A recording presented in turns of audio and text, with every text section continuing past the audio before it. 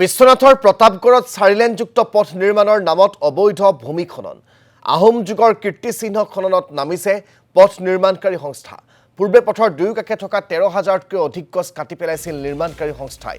ৰাজপথৰ কাষৰ বৃহৎ নলা খন্দাৰ ফলত অসুবিধাৰ সৃষ্টি হৈছে পথচাৰী। প্ৰতাপ সিংহৰ ঐতিহাসিক গড়সমূহৰ লগতে বিভিন্ন স্থানত মাটি কাটিছে নিৰ্মাণকাৰী সংস্থাই খন্দা গাঁতত পৰি আঘাতপ্ৰাপ্ত হৈছিল ই-ৰিক্সাৰ চালক আৰু সহযাত্ৰী। সমগ্ৰ বিষয়টোৰ ওপৰত তদন্ত বিচাৰি জিলা আয়ুক্তক স্মাৰকপত্ৰ প্ৰেৰণ কৰিছে আচ্ছাৰ প্ৰতাপগড় উপশাখাই।